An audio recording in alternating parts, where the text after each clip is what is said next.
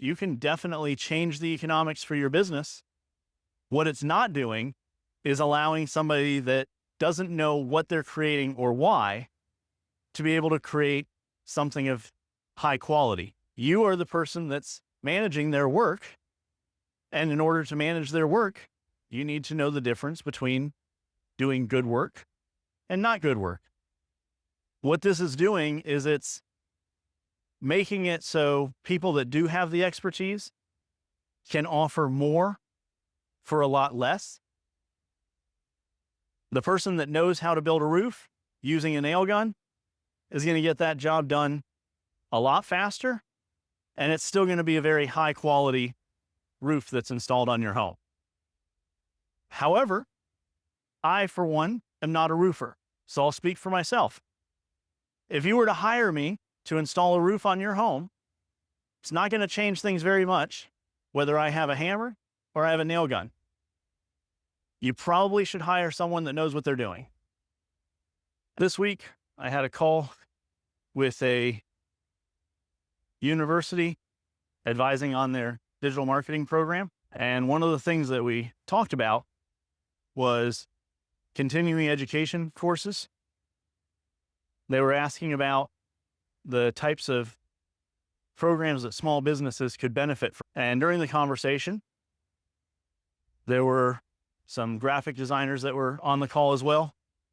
And they were discussing how the title graphic designer is falling away and becoming a little bit dated in the age of AI tools, and how the work that they actually do is more of experience design. And one of them started talking about the importance of intention. And that really stood out to me. This week, I had a conversation with a business owner who had used their favorite large language model, one of these AI tools like ChatGPT or Claude, or there's a variety of them now. And they had created some documents to publish on their website.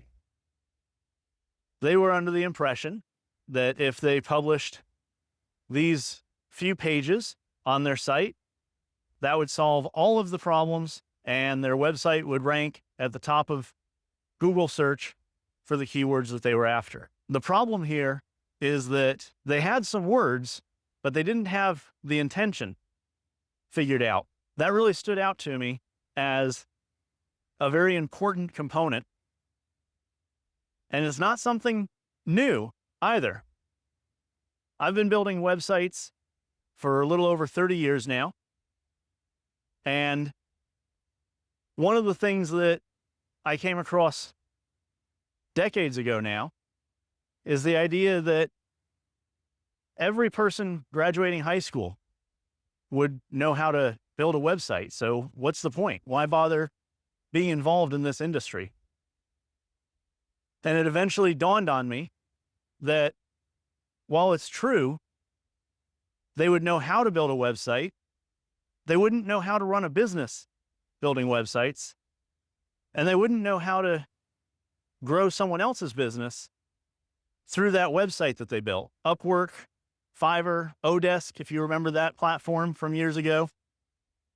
You could hire freelancers for just a few dollars, and they would do a wide range of things. They would write articles for your website. They would build links.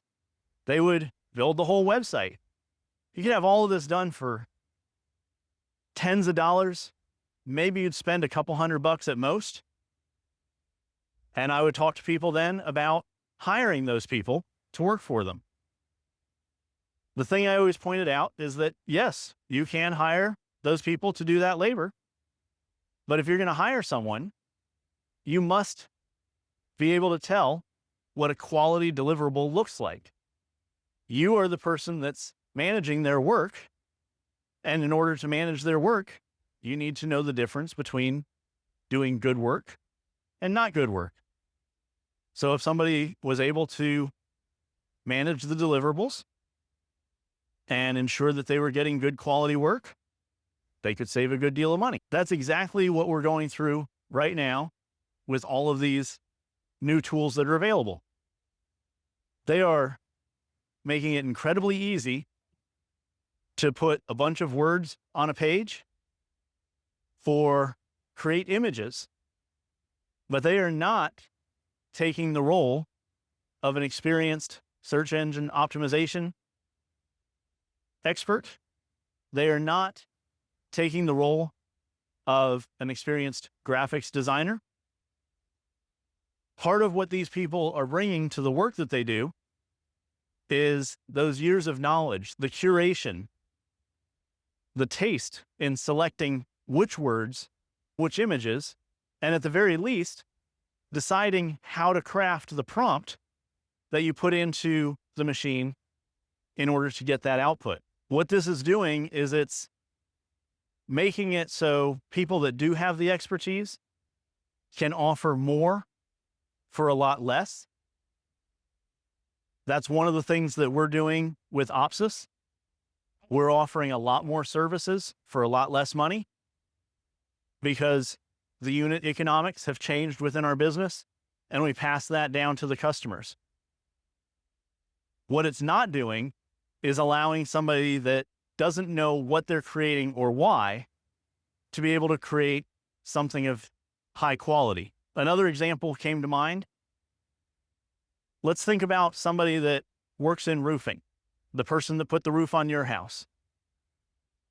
If you give that person a hammer, it's going to take them a lot longer to get that job done than if you give them a nail gun. The person that knows how to build a roof using a nail gun is going to get that job done a lot faster, and it's still going to be a very high quality roof that's installed on your home. However, I, for one, am not a roofer, so I'll speak for myself. If you were to hire me to install a roof on your home, it's not going to change things very much whether I have a hammer or I have a nail gun. You probably should hire someone that knows what they're doing. And that's the point that I'm getting at here, is that using these tools, yes, you can definitely change the economics for your business, but you're not going to do that by stepping into somebody else's business and removing the expert from working with the tools. Instead, the places that you're going to find the best opportunities to save some money and improve your margins are where you already know how your business operates.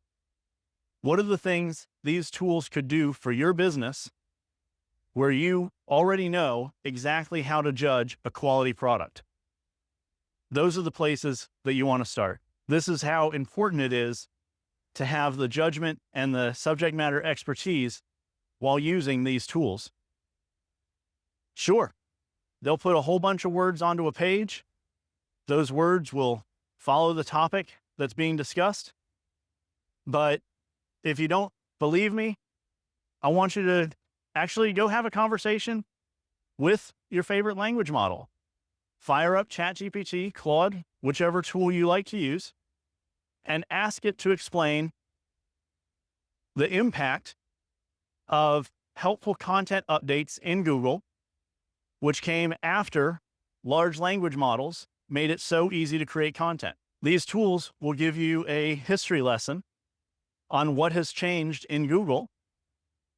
After that, if you want to go deeper down the rabbit hole, ask it to explain the rater guidelines that Google uses when having humans review content on websites. Now, if you incorporate those rater guidelines and the helpful content algorithm changes into the content that you're creating for your business, you're going to do a lot better than if you just ask for an article to be created. As you might expect, this is just the tip of the iceberg.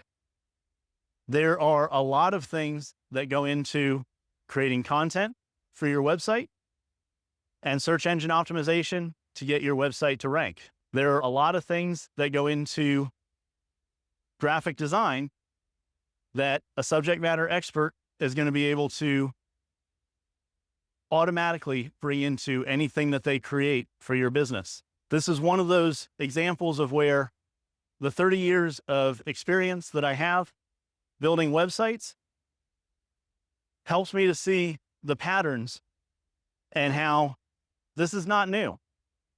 This is something that has happened before, and it's going to happen again. As these new tools become available, you need to have some understanding of the history and the context from where they came in order to make the best use of these tools. If you want to have a little bit of help for free with growing your business online, I write a weekly email called Grow with OptSus. I invite you to visit optsus.com. That's OPTSUS.com. And you can subscribe for those weekly emails. That way we can help grow your business together with one small action that you can take every week. As I'm sure you're aware, on this and many other platforms, this is the time for me to ask you to like and subscribe.